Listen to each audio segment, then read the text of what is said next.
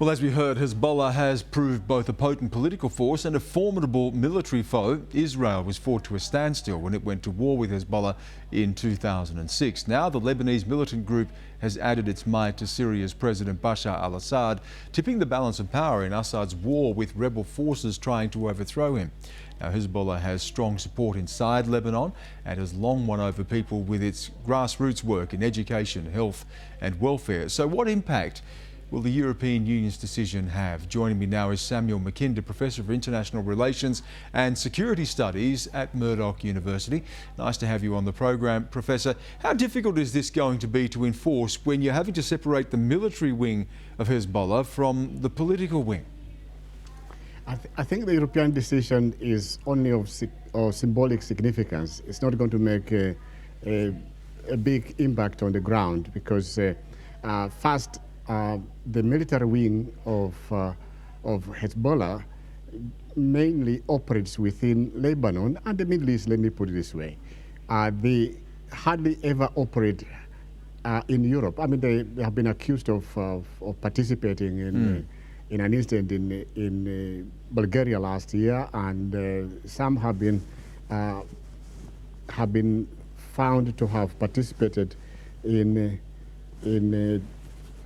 Cyprus, but I would say Hezbollah itself operates mainly from outside, from inside Lebanon. So the European Union decision is not going to affect it very much.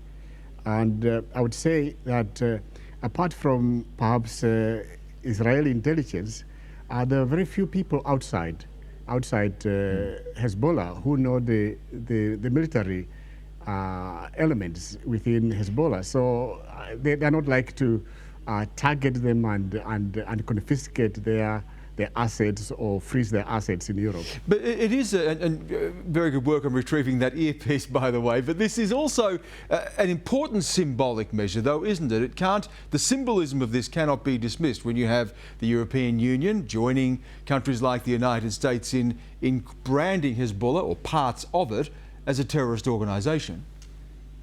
Yeah, it has a great symbolic significance, and a number of people have blamed the decision on the United States and Israel. I would say Israel and the US have been urging the European countries and many other countries to isolate Hezbollah. They have been urging them to list them as terrorist organizations. But I think the reason the Europeans have decided to do what they have done now has to do with Hezbollah's participation in the Syrian civil war, particularly having gone to support the government of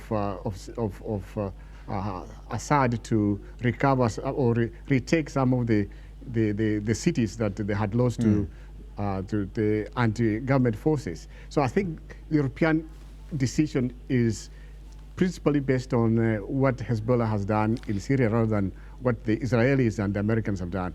Let's look at the military might of Hezbollah. It is an extraordinarily powerful force. It's tipping the balance of power now inside Syria. It has fought against Israel in 2006 most recently. How has it been able to develop such a potent military force?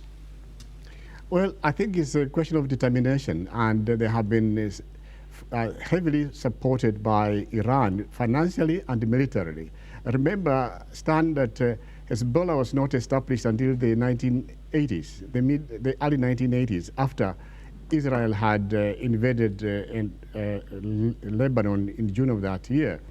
And the Iranian Revolutionary Guards established Hezbollah mainly to try to expand their own revolution into the wider Middle East.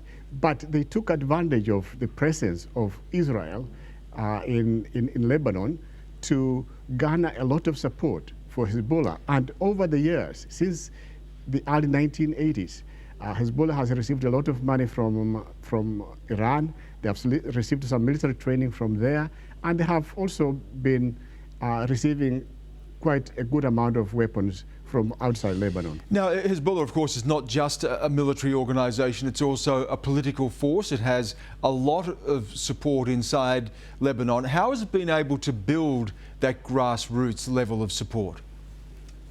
Well, I would say Hezbollah has about 3 wings to it. There's the military wing that we've talked about. There's the political wing, which operates more or less like a normal political party. And there is what I call the social and humanitarian wing of Hezbollah, which performs a very important social, health, and humanitarian function in South Beirut, in the Bekaa Valley, and in southern Lebanon. So because of the social and humanitarian work which they do, I think they have managed to change the lives of very many Shiites in Lebanon, and this has given them a lot of political support. Professor Makinda, as always, thank you very much for joining us here on the program. My pleasure.